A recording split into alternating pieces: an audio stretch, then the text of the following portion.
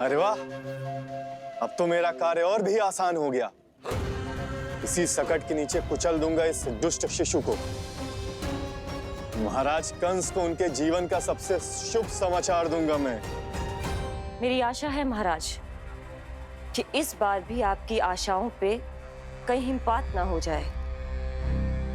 उत्कच उत्कच अपना कार्य अवश्य करेगा अस्ति, बल्कि अब तक तो कर भी चुका होगा। बस अब कुछ ही क्षण में शुभ समय।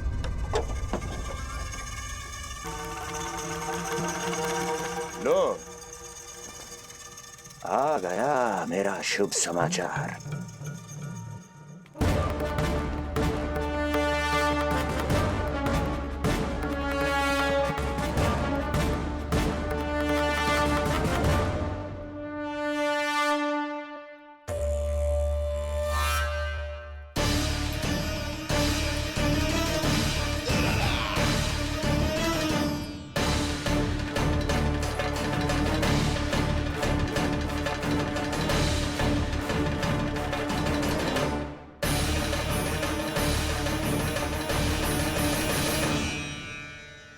शुभ समाचार की प्रतीक्षा कर रहे थे आप, पर आया कौन? अपशगुन। देवकी, वसुदेव, तुम दोनों यहाँ कैसे? मथुरा नरेश, हम दोनों आपके पास एक विनती लेकर आए।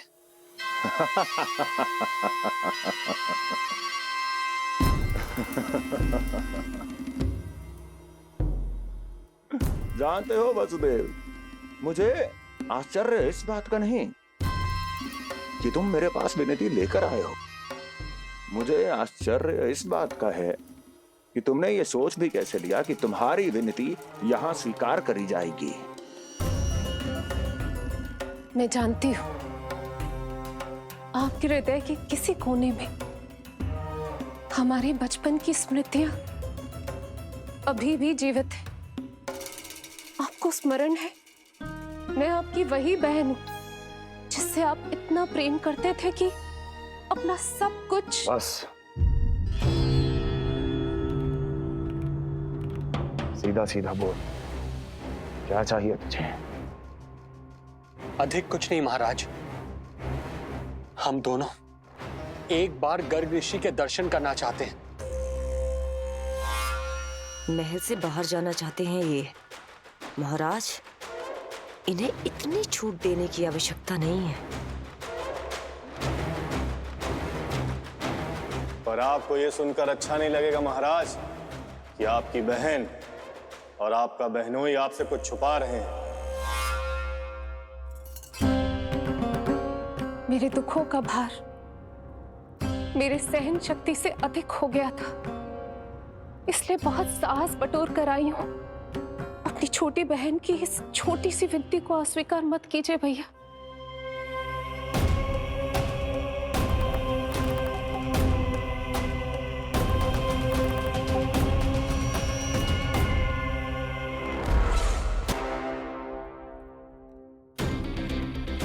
कैसा भाई हूं मैं?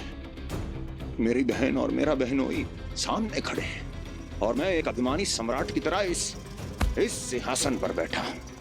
छी, नहीं नहीं, ऐसे हाथ जोड़कर मुझे लज्जित ना करें। अरे हाथ तो मुझे जोड़ने चाहिए आप दोनों के सामने। ए देवकी, क्या तेरा भाई इतना निर्दयी है क्या? अरे तेरी एक छोटी सी इच्छा भी स्वीकार नहीं करूंगा क्या? क्या चाहती है? गर्ग ऋषि के आश्रम जाना है तो जा। कुंवर जी, आप तनिक भी चिंता मत कीजिए। कंस अपने परिवार की इच्छा पूरी नहीं करेगा तो किसकी करेगा? आप बस यात्रा की तैयारी कीजिए, आपकी यात्रा का प्रबंध शीघ्र ही हो जाएगा। धन्यवाद मथुरा नरेश। बहुत बहुत धन्यवाद भैया। ठहरिए।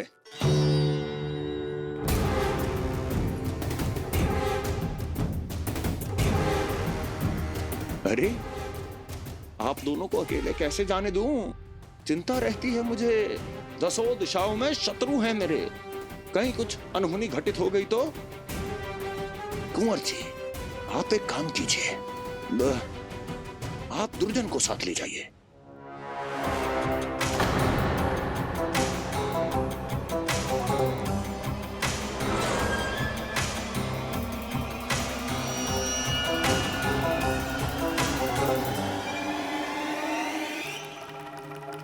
जो आ गया महाराज।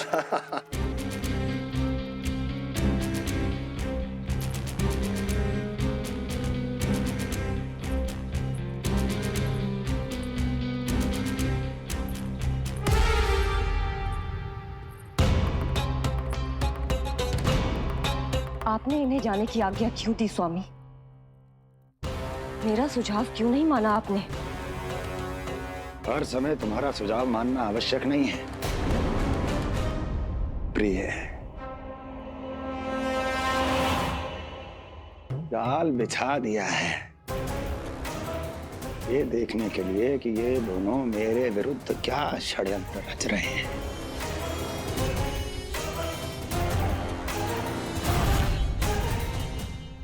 पूतना और सूक्ष्म बुद्धि की तरह मैं तेरे जाल में नहीं फंसूंगा विष्णु अवतार। उन्होंने तेरे सामने आने की भूल की थी, पर मैं तुझे दिखाई नहीं दूंगा, अदृश्य रूप में ही तेरा वध करूंगा।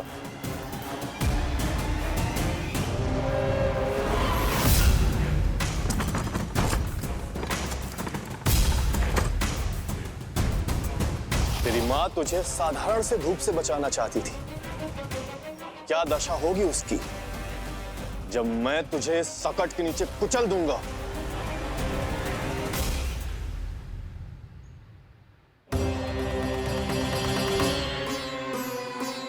जाने ये पूजा कब समाप्त होगी, कहीं उठ तो ना गया होगा मेरा लल्ला। मुझे उसे देखना है। पर जो पंडित जी है कि पूजा समाप्त होने वाली, आरती को समय हो रहा है, अल्लाह सुरक्षित है, चिंता ना करो। कितना नन्हा सा है तू, फिर भी तूने महाराज कंस की रातों की नींद, सुख चैन सब छीन लिया। अब मैं तुझसे तेरे प्राण छीनूंगा, तैयार हो जा।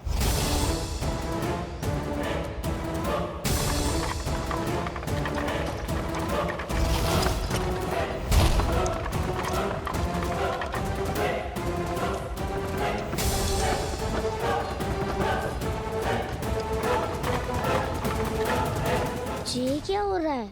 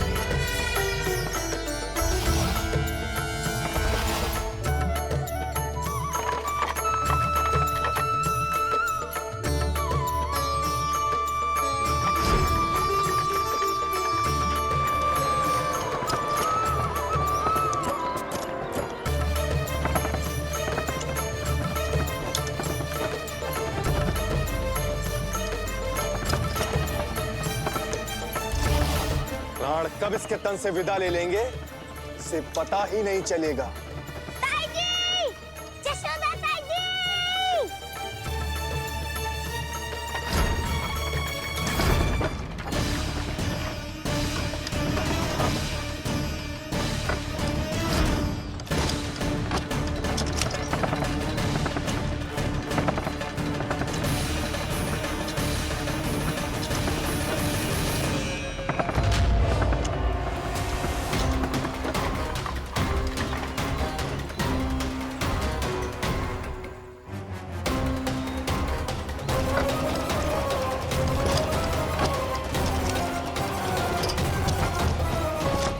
निद्रा देवी, समय हो गया है।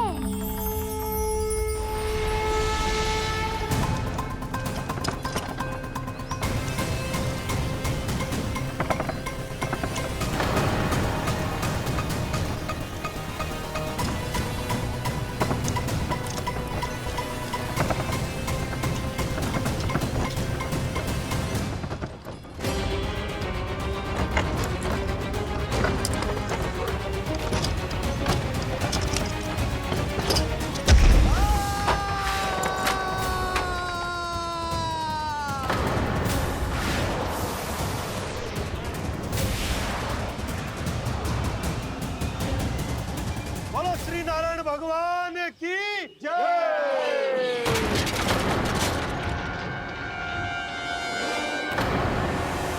यशोदा दाई जी, जल्दी आओ।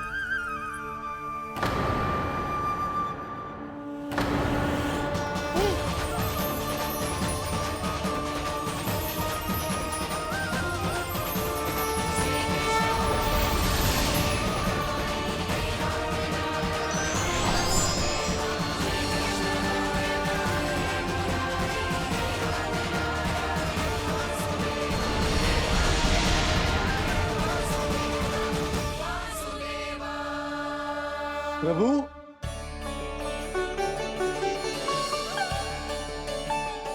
प्रभु, मैंने आपके अवतार को हानि पहुंचाने का प्रयास किया, फिर भी आपने मुझे दर्शन दिया। देने ही पड़े।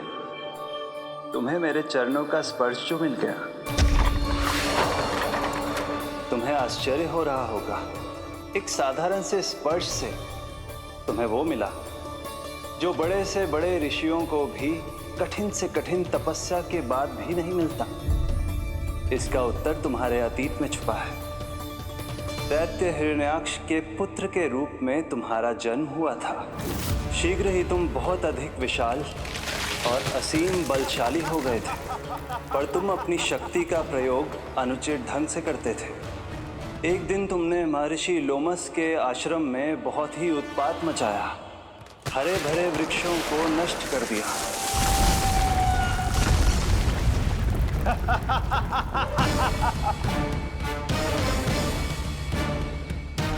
देख क्या रहे हो ऋषिवर? ये विशाल वृक्ष भी मेरे इस विराट तन के आगे कुछ भी नहीं है। जिसे स्वयं अर्जित तक नहीं किया, उस तन पर इतना अभिमान। तो सुन ले, जिनसे तेरा तन बना है, उन्हीं पंच तत्वों में इसी क्षण ये विलीन हो जाएगा। ये मेरा श्राप है तुझे, मेरा श्राप है तुझे।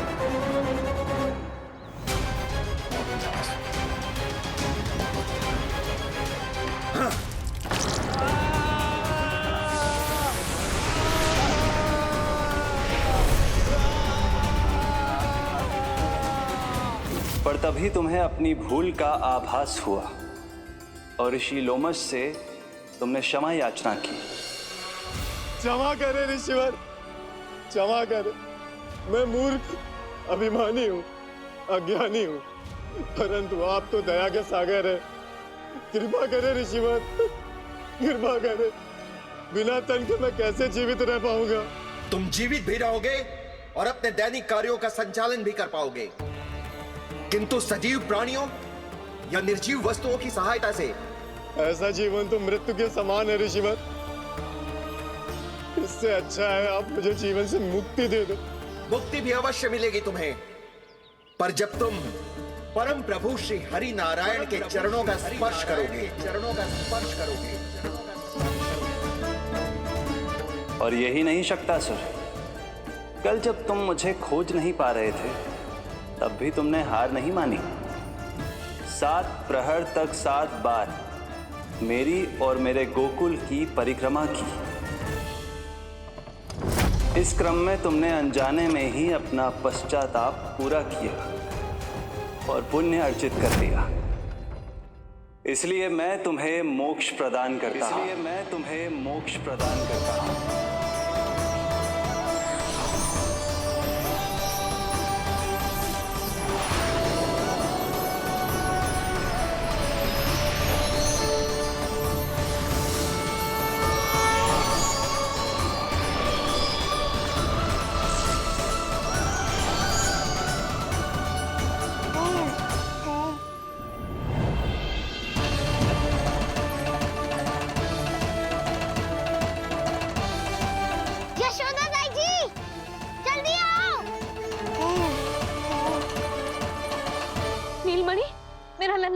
लल्ला, तुझे कुछ हुआ तो ना है ना? तुम ठीक तो है ना? मेरा नीलमणि, मेरा प्यारा बच्चा।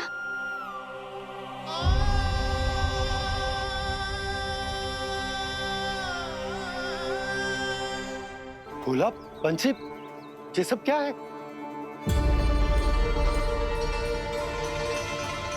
उज्जवल, ये किसने करो है? और देख, कहानी मत सुनाइयो। उज्जवल पुत्र, कैसे हुआ ये सब? किसने किया? और किसने? महाबली नीलमणि ने, बड़ी ताई जी।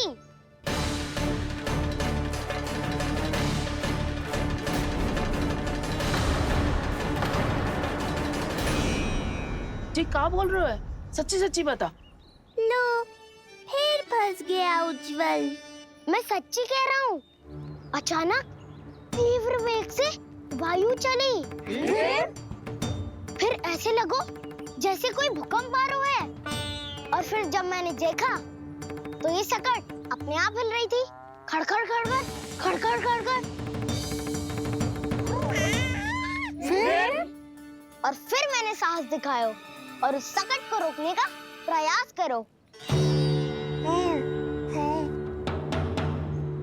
पर सकट ना रुको, जे हिले ही जा रहा था, खड़खड़ खड़खड़ खड़खड़ खड़खड़ खड़खड़ खड़खड़। और फिर ऐसे ही हिलते हुए अचानक से आगे बढ़कर सीधा नीलमणि के ऊपर चला आए हो।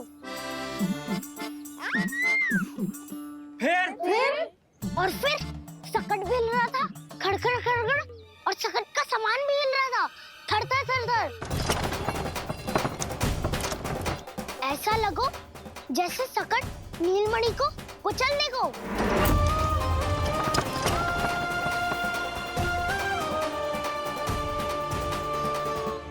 पर तभी जे जाग गए हो।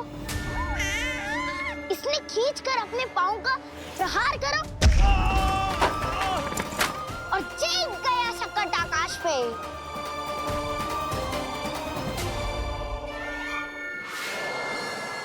और फिर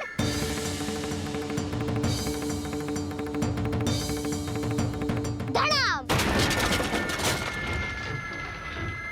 सब भूमि पे गिरकर चकनाचूर।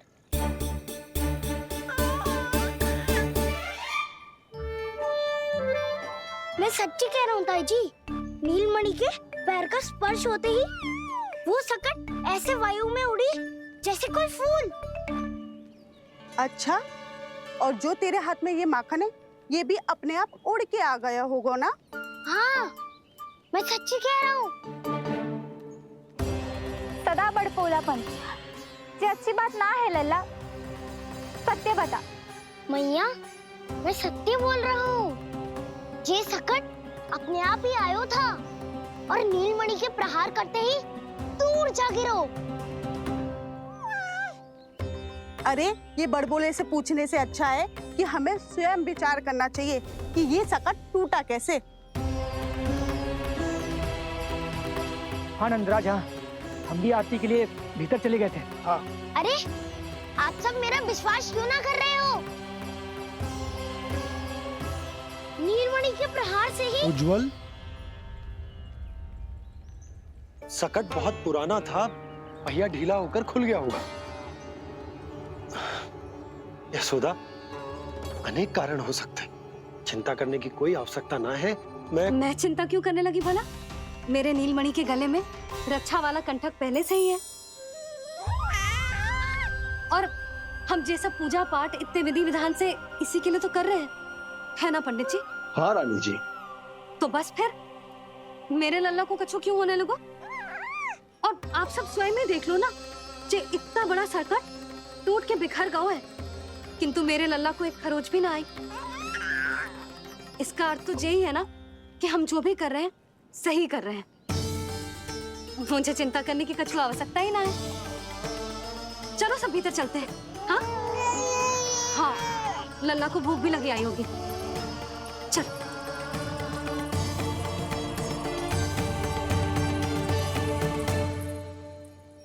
नंदराज जी, अब हमें भी आज्ञा दीजिए। प्रणाम पंडित जी। ध्यान कहाँ था तुम दोनों का? और अधिक सावधान रहने की आवश्यकता थी ना? क्षमा कीजिए नंदराज।